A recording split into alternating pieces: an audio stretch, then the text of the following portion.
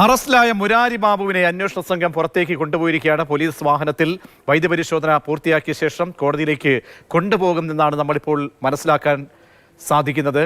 ഇന്ന് രാവിലെയാണ് മുരാരി ബാബുവിന്റെ അറസ്റ്റ് സ്വർണ്ണപ്പാളി കേസുമായി ബന്ധപ്പെട്ട് രേഖപ്പെടുത്തിയത്. അതിനുശേഷമുള്ള ചോദ്യം ചെയ്യൽ ഉണ്ണികൃഷ്ണൻ പോറ്റിയുമായി ഒപ്പമിരുത്തി അന്വേഷണ സംഘം നടത്തിയിരുന്നു. സ്പെഷ്യൽ ഇൻവെസ്റ്റിഗേഷൻ ടീമിന്റെ തലവൻ എച്ച് വെങ്കടേശും ക്രൈംബ്രാഞ്ച് ഓഫീസിലേക്ക് എത്തുകയുണ്ടായി. അങ്ങനെ മണിക്കൂറുകൾ നീണ്ട ചോദ്യം ചെയ്യലിന് ശേഷമാണ് ഇപ്പോൾ നടപടിക്രമങ്ങൾ വേഗത്തിലാക്കി പുറത്തേക്ക് കൊണ്ടുപോകുന്നത്.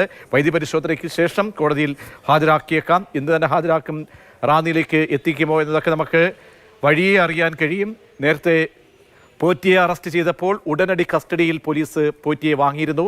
ഇന്ന് തന്നെ കസ്റ്റഡി അപേക്ഷ നൽകുമോ അതല്ല റിമാൻഡിലേക്ക് മുരാരി ബാബു പോകുമോ, പിന്നീട് വേറൊരു ദിവസം കസ്റ്റഡി അപേക്ഷ നൽകി തെളിവെടുപ്പ് ഉൾപ്പെടെയുള്ള നടപടികളിലേക്ക് നീങ്ങാനായിരിക്കുമോ അന്വേഷണ സംഘത്തിൻ്റെ പദ്ധതി എന്ന് നമുക്ക് ഉടൻ അറിയാൻ കഴിയും. നിർണായകമായ അറസ്റ്റാണ് ഇന്നിപ്പോൾ രേഖപ്പെടുത്തിയിരിക്കുന്നത്. മുരാരി ബാബു മുൻ അഡ്മിനിസ്ട്രേറ്റീവ് ഓഫീസർ ശബരിമലയിലെ അറസ്റ്റിലാവുകയാണ്.